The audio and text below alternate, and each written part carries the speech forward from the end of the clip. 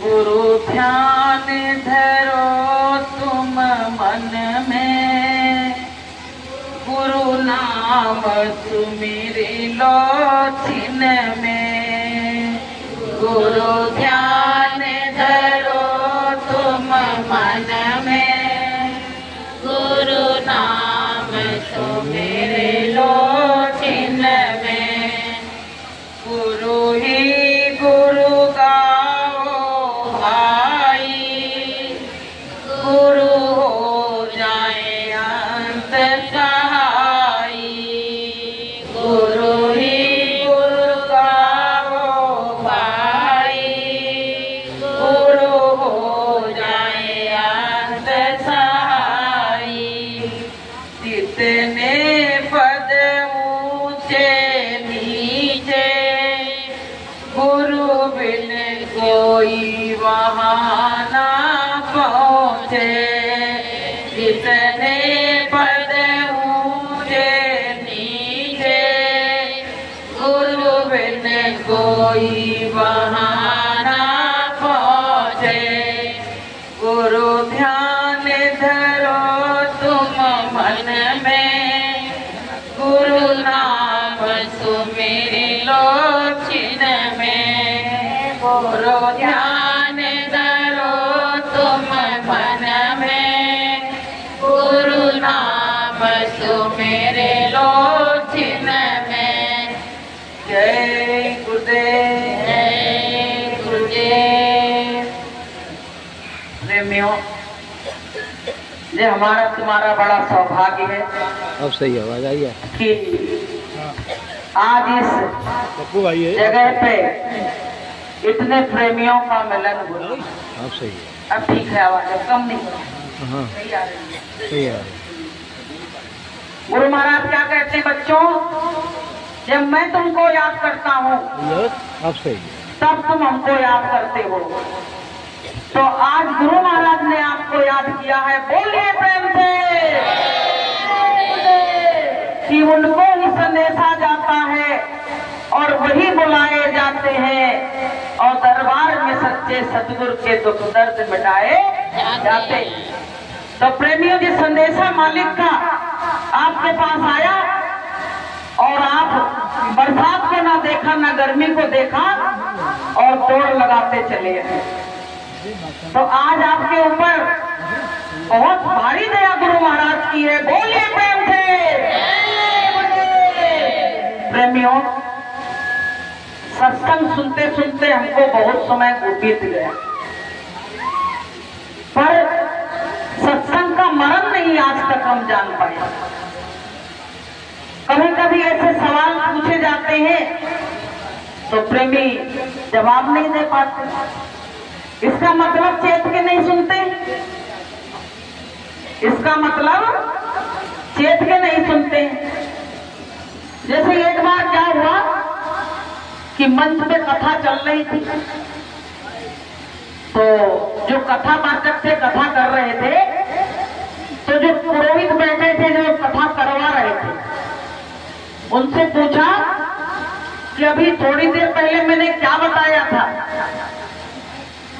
तो पत्नी पति की तरफ देख रही और पति पत्नी की तरफ देख रहा। तो पत्नी कह रही, तुमसे पूछ रहे तो तुम बताओ, हम क्यों बताएं। तो अब पति कह रहा, तू बता दे तो क्या हो जाएगा।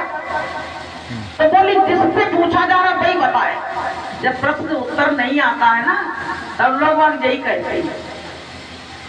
तो बोले, क्या है, कथा चल रही थी और क्या था, मंच पे कथा हो रही थी। तो प्रेमियों, पुजारी जी ने कहा, जो कथावाचक थे, उनने कहा, मंच पे तो कथा हमेशा ही चलती है, लेकिन कथा में कहा क्या जा रहा था, ये तो बताओ। बोले, 2 मिनट नहीं भाई, तुम भूल गए तो फिर ऐसी कथा सुनाने से क्या फायदा। ऐसे प्रेमियों, सत्संग में आया करो तो कान में तेल डाल लिया करो। सही बात है। ऐसा तो नहीं मैं कान की आवाज थोड़ी कम आ रही, पूरा तो काम हो जाता है। और भाव बचन भाव सहित जैसे कोई प्रेमी अपनी प्रेमिका से मिलने जा रहा है तो तरह तरह का श्रृंगार करके और खुशियों से भरपूर होके जाता है। किससे मिलने जा रहे हो? प्रेमिका से। ऐसे ही प्रेमियों, तुम कहां जा रहे हो? हम भी अपने प्रेमी से मिलने जा रहे हैं। वो प्रेमी कौन है? वो प्रेमी हमारे गुरु महाराज है। बोलिए प्रेम से। तो प्रेमियों, रूपों फीके लोग आपको अच्छे लगते क्या? कोई बीमार व्यक्ति आपको अच्छा लगेगा? कोई ऐसे करे बैठा अच्छा लगेगा? तो बताइए मालिक को आप कैसे अच्छे लगोगे? इसलिए उमंग के साथ, जोश के साथ हमको सत्संग में बैठना चाहिए। सत्संग में जितना जोश जुनून होगा उतना ही आपका काम बहुत जल्दी बनेगा।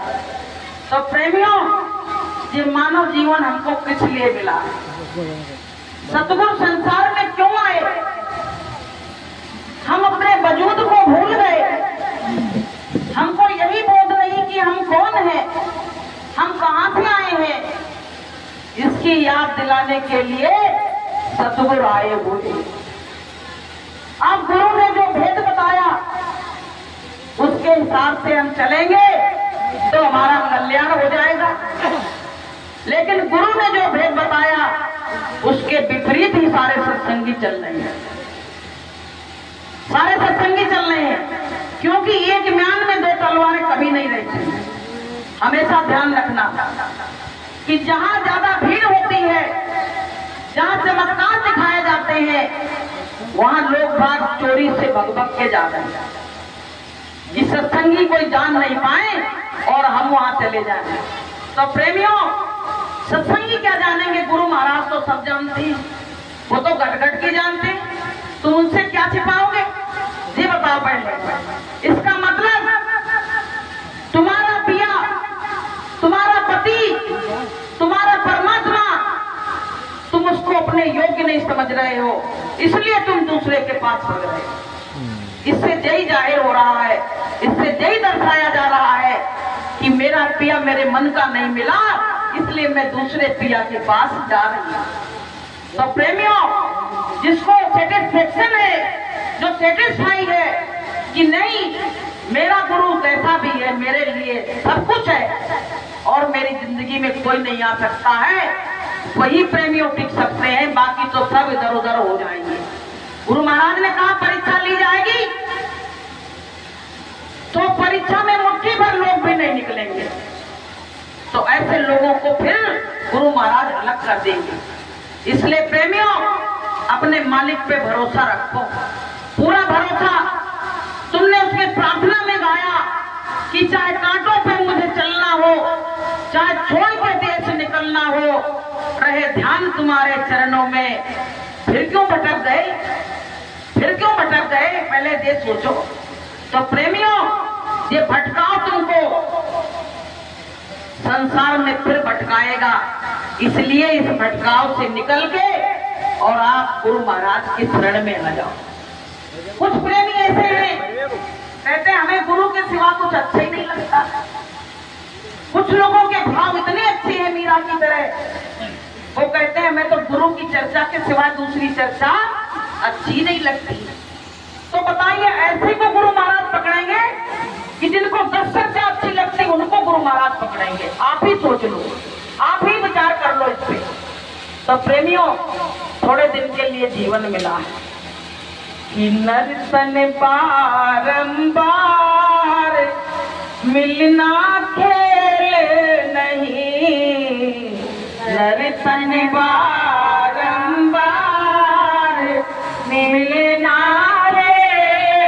नहीं, नाव पड़ी मझधार निकलना खेल नहीं, नाव पड़ी मझधार निकलना खेल नहीं। तो प्रेमियों, ये हमारी नाव मझधार में फंसी। एक गुरुजी ऐसे मिले जो गुरुजी ने कहा कि तुम्हारे जीवन रूपी जो नाव और सागर में डूब रही है, मैं उसको किनारा दे दूंगा, मैं उससे तुमको निकाल दूंगा। प्रेमियों, यहाँ हमारा कोई हितैषी नहीं, सिवा गुरु के और यहाँ दुनिया में कोई हितैषी नहीं है। जिन देवी देवताओं के पीछे तुम कहते हो नहीं हम उनकी पूजा करेंगे तो हमारा उद्धार हो जाएगा, प्रेमियों वो देवी देवता खुद उस बंधन में बंधे हैं, वो हमारा तुम्हारा उद्धार कर ही नहीं सकते हैं। जहां तक उनकी पहुंच है वहीं तक तो तुमको पहुंचाएंगे, जहां उनकी पहुंच नहीं है वहीं से तुम्हारा साथ छोड़ देंगे। तो प्रेमियों, हमको भक्ति कैसी करनी चाहिए? भक्ति हमें मीरा की जैसी करनी चाहिए। जय को गुरु महाराज, इतना समय बीत गया मालिक, अब धीरे धीरे शरीर भी जर्जर होता जा रहा है, तमाम व्याधियां शरीर में घुस गई और तमाम जिम्मेदारियों ने घेर लिया है। हे मालिक, इस संसार से हमको कैसे पार लगाओगे? हमारी तो कोई हस्ती है नहीं गुरु महाराज, अगर आपकी दया कृपा मेरे ऊपर ना हुई तो इस बार भी हम बाजी हार के चले गए तो गारंटी नहीं है कि अब हमको दोबारा जो मनुष्य जीवन मिले और फिर आप जैसे सतगुरु हमको मिले, फिर हम अपने जीवन का कल्याण कर सकें। अभी तो हमारे हाथ में सब कुछ है। तो प्रेमियों, गुरु महाराज कहते हैं कि बच्चों, तुम अगर अहंकार से भर के सत्संग में आओगे तो परमात्मा तुम्हारी पुकार कभी सुनने वाला नहीं। अहंकार रहित तुमको अगर दया डलवाना है तो अपने बर्तन को खाली करके आओ। बर्तन कौन है? ये हमारा जो शरीर है, इसके अंदर अहंकार भरा हुआ है और वो अहंकार हमको कहीं टिकने नहीं देता है। तो प्रेमियों, गुरु महाराज से यही कहो मालिक, इस अहंकार को भी हम नहीं हटा पाएंगे, हम कुछ भी नहीं हटा पाएंगे, मेरे सामर्थ्य नहीं है। गुरु महाराज आपकी दया कृपा हो जाए तो ये भूत मेरे अंदर से सब भग जाए, नहीं तो हमें बड़ा डर लगता है। और डरने वाली बात भी है प्रेमियों, इतना समय बीत गया, अब जाने का समय आ रहा है, लेकिन साधना में कितना सुधार हुआ इस पे विचार करना चाहिए साधकों को। खाली आने जाने से ही हम सत्संगी नहीं है, हमारी साधना में कितना सुधार हो रहा है, हमारा प्रेम गुरु के प्रति कितना बढ़ रहा है, ये विचार हमारे हृदय में उठने चाहिए।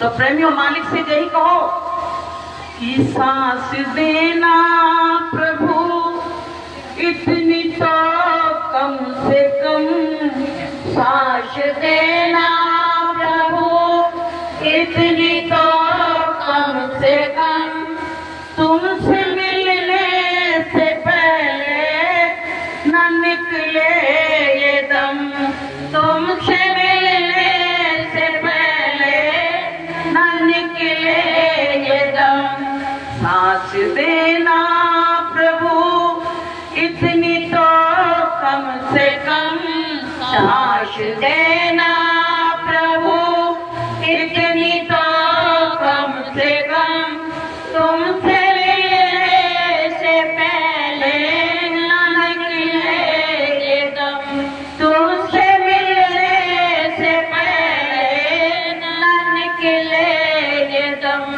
जितनी सेवा तेरी करनी थी ना करी, जितनी सेवा तेरी करनी थी ना करी, मुँह दिखाने की मैं तुमको काबिल नहीं, मुँह दिखाने के मैं तुमको काबिल नहीं, फिर भी मुझको यकीन तू करेगा रहम, फिर भी मुझको यकीन तू करेगा रहम, तुमसे मिलने से पहले न निकले ये दम, तुमसे मिलने से पहले न निकले ये दम।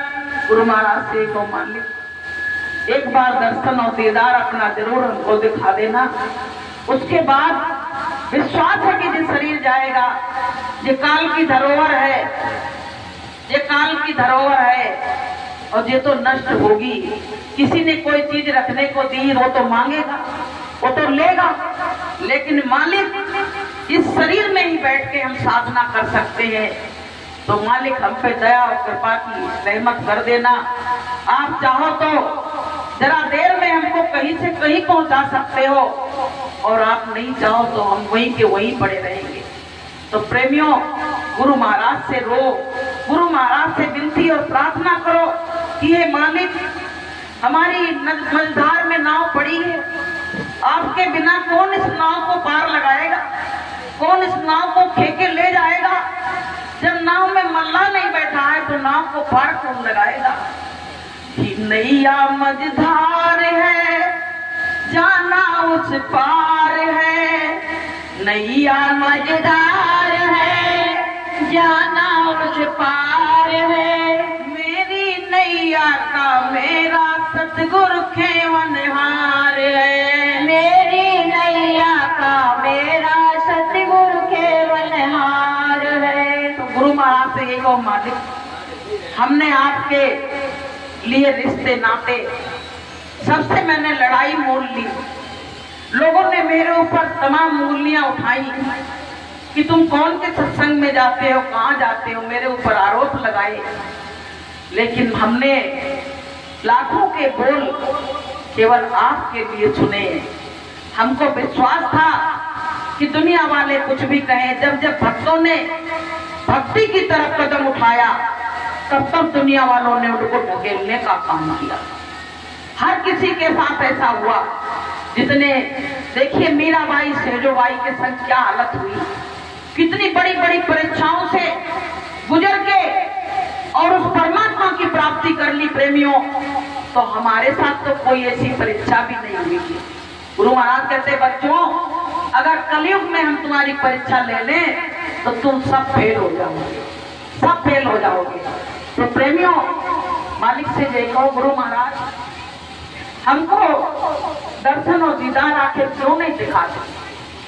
आखिर मेरे अंदर जो कमी है, वो मेरी कमी को तो आप ही दूर कर सकते हैं, कोई और तो दूर नहीं कर सकता।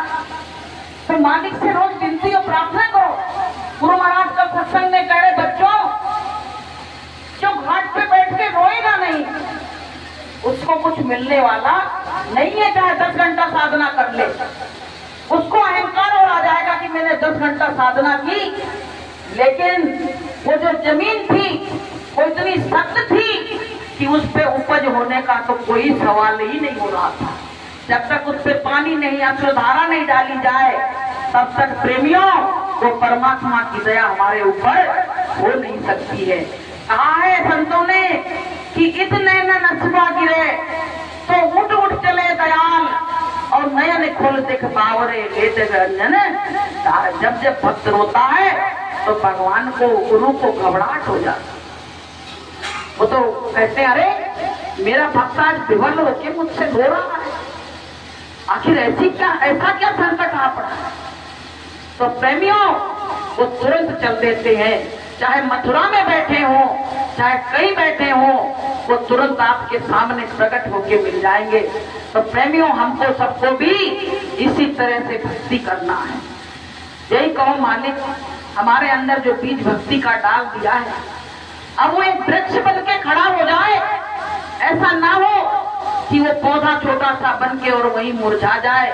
मेरे अंदर जो बीज डाला है भक्ति का, वो एक वृक्ष बन के, विशाल वृक्ष बन के खड़ा हो जाए।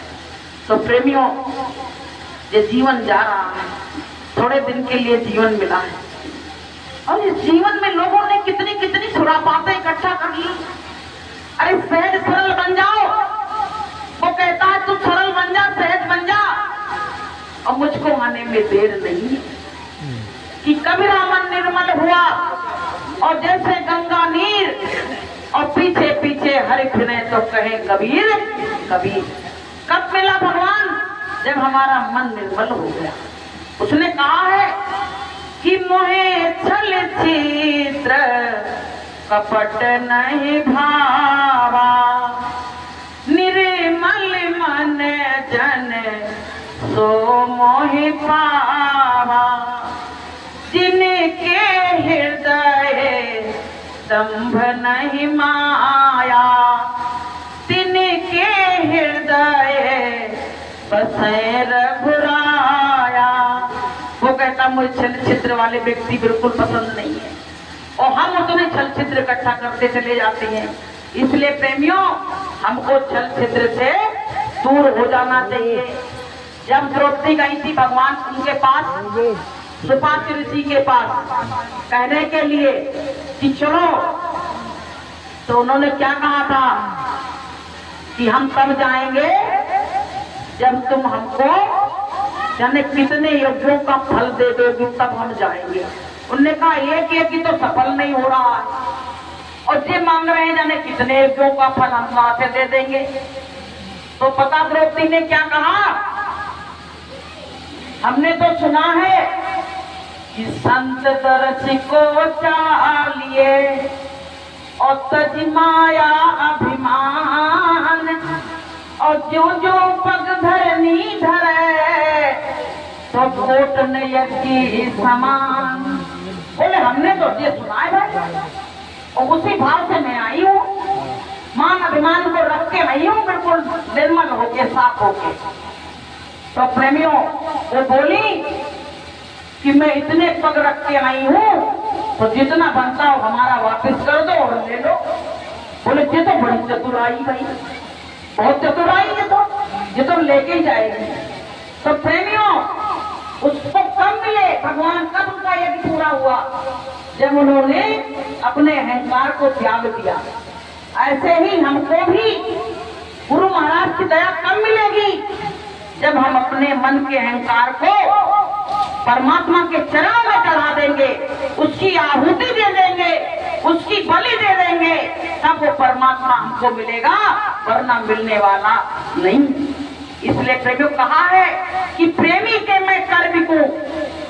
क्या कहा, कर माने हाथ, कि प्रेमी के मैं कर बिकूं, यही मेरा वसूल, और दो मुक्ति दूं ब्याज में, और दे न सकूं उसका मूल। बताइए भगवान क्या कहता है कि मैं प्रेमी के हाथ से बिक जाता हूं। भगवान पता है बिक जाता है प्रेमियों के हाथ से। वो कहता मेरा कोई अब वो नहीं है, बल अब तो मैं बिक चुका हूँ, बिक चुका हूँ।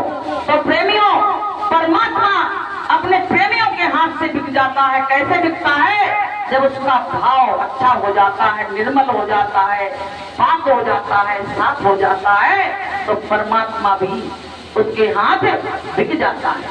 तो प्रेमियों, हमको सबको जो मानव जीवन मिला है, ऐसे गुरु की संगत मिली, बताइए, जिनके लायक हम लोग कभी थे नहीं, और उन्होंने जैसे कोई कचरा में से हमको बीन के ले आया हो, और साफ सुथरा धो के साफ करके और बैठने के लायक बना लिया हो।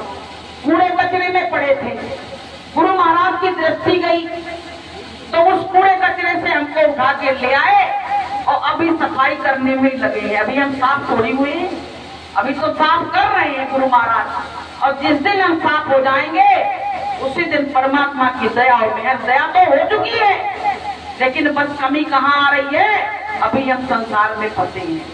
इसलिए भैया कहा है कि अरे माया छोड़ दे अब मेरो साथ, सतगुरु से मिलने जाने दे।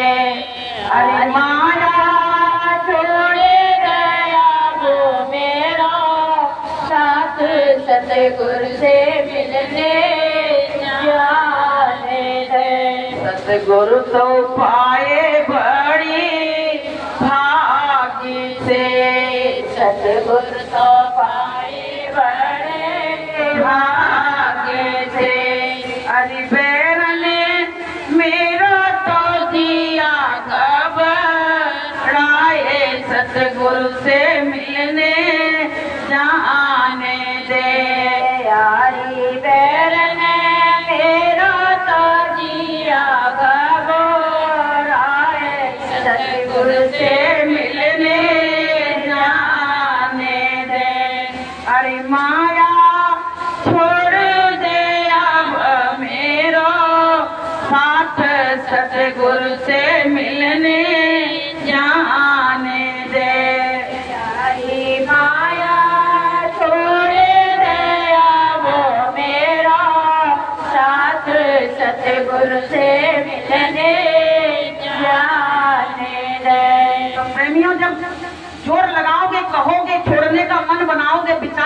तभी तो माया छोड़ेगी, वरना छोड़ने वाली नहीं है।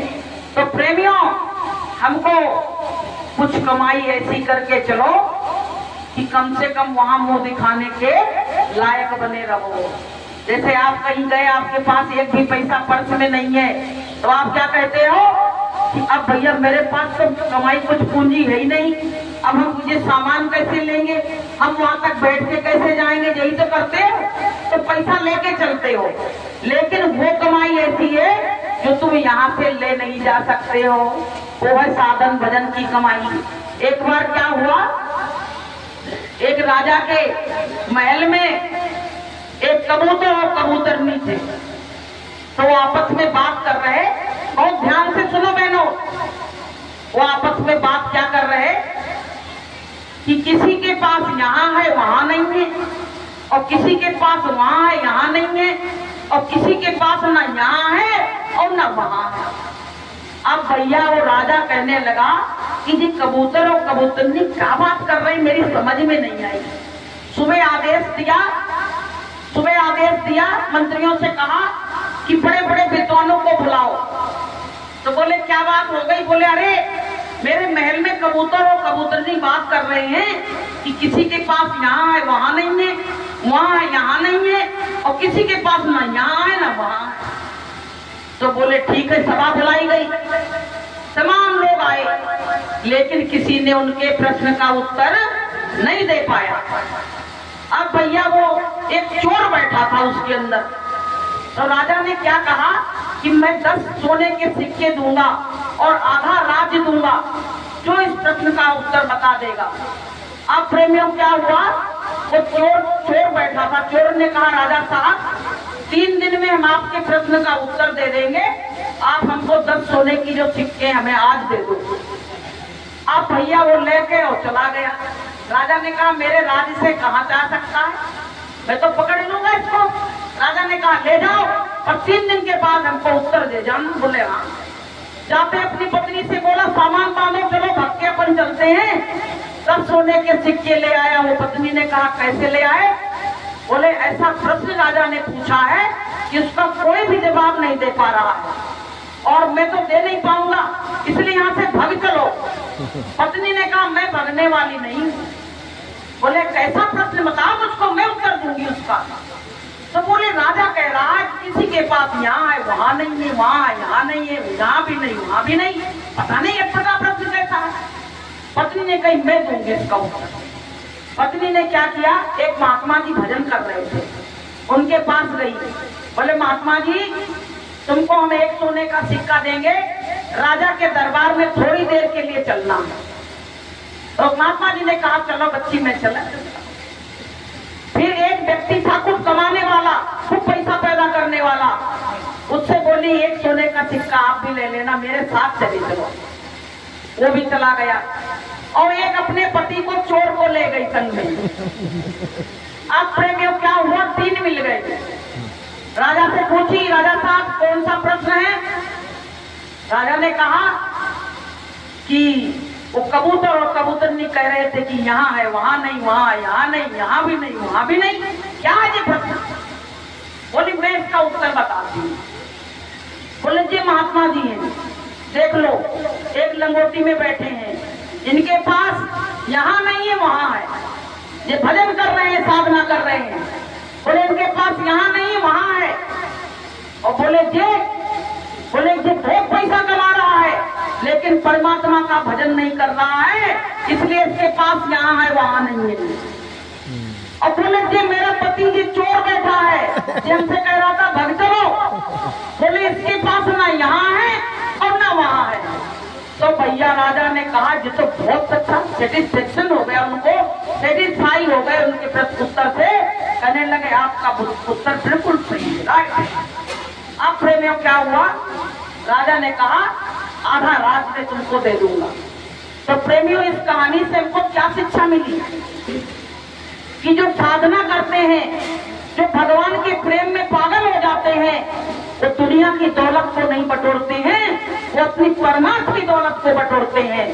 और जो केवल यहाँ पे दुनिया की दौलत बटोरते हैं वो खाली हाथ जाते हैं। और किसी के पास न दुनिया की दौलत इकट्ठा होती है और न वहां की दौलत इकट्ठा होती है। तो प्रेमियों, उनका जीवन बेकार है, लेकिन जिसने वहां की कमाई कर ली उसका जीवन आबाद है। बोलिए प्रेम से। तो प्रेमियों, हम लोग क्या है, हम लोग उस कमाई को इकट्ठा कर रहे हैं। गुरु महाराज ने कहा कि ऐसी कमाई कर ले जो साथ जा सके, ऐसी कमाई कर ले जो साथ जा सके। मुश्किल पड़े जो राह में वो काम आ सके, मुश्किल पड़े जो राह में वो काम आ सके। ऐसी कमाई कर ले जो साथ जा सके। गुरु महाराज कहते हैं, ये कमाई में से तुमको कोई ले नहीं पाएगा। और यहाँ की कमाई में मरते खन तो 4 बच्चे हैं आ गए, बोले करो हिसाब आधा आधा, 4 हिस्सा करो, नहीं तो गोली मार देंगे। बताइए, यहाँ की संपत्ति का बंटवारा ऐसे होता है, लेकिन जो वहां की संपत्ति है उसका बंटवारा कोई कराने वाला नहीं है। इसलिए प्रेमियों, यही कमाई करो जो गुरु महाराज ने दी है। कमाई करने को जो 5 नाम बताए हैं, इसकी कमाई करो तो आप वहां के लिए धनी बन जाओगे, कंगाल नहीं रह जाओगे। तो प्रेमियों, ये छोटे छोटे दृष्टांत हमको जो शिक्षा देते हैं कि हमको परमार्थ के काम में दिन और रात लगे रहना चाहिए।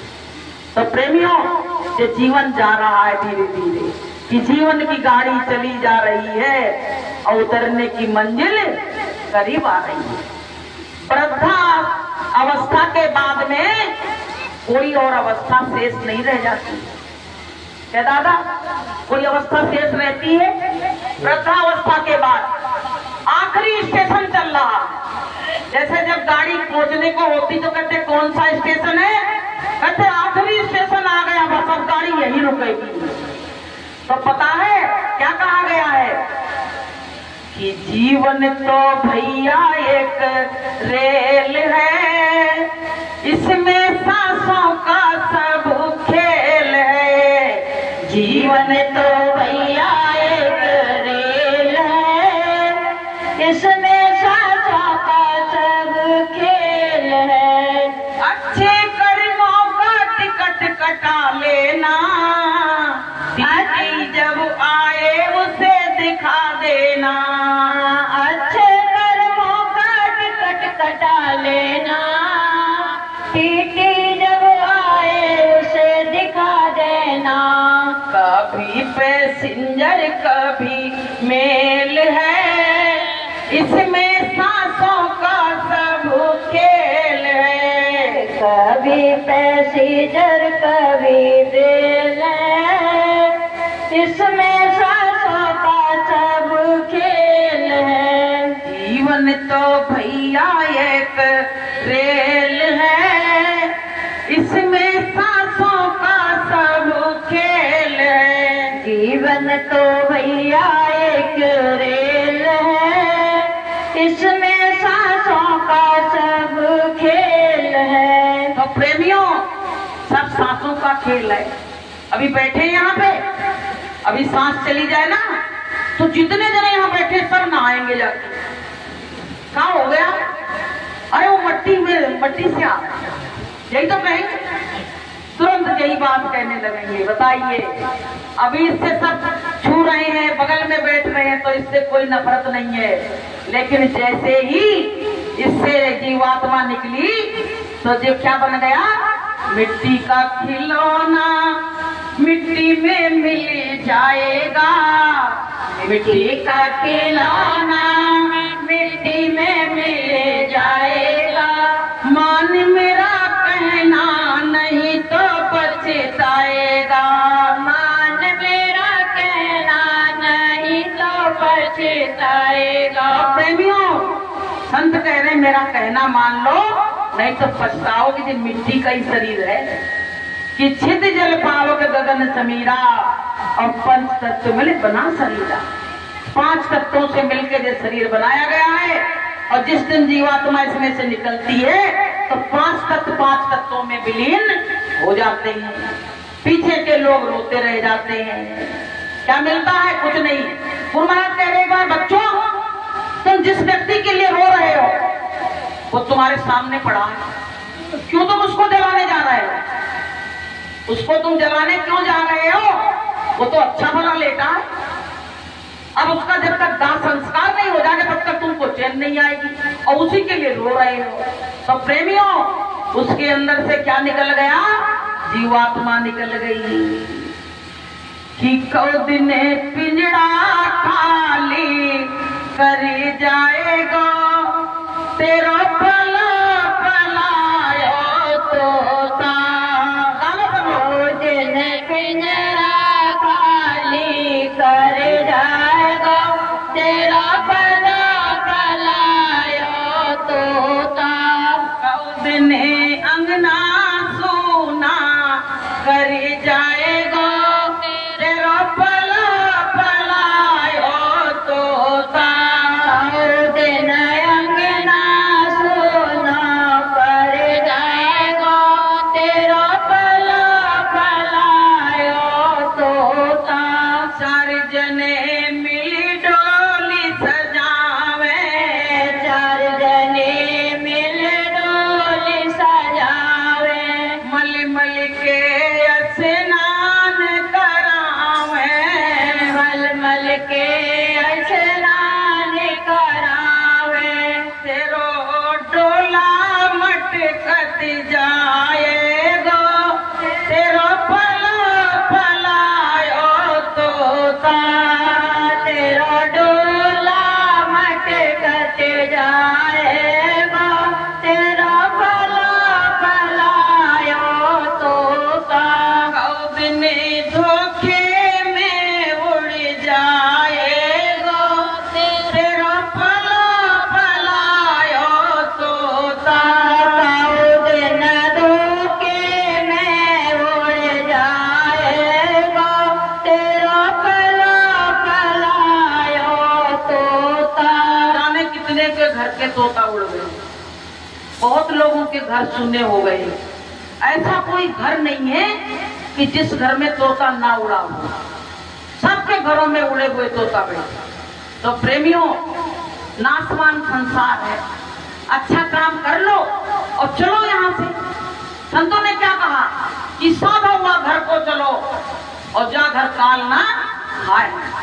गुरु महाराज क्या कहते हैं कि उस घर को चलो जहाँ काल जा ही नहीं सकता, तो तुमको मारेगा कहाँ से?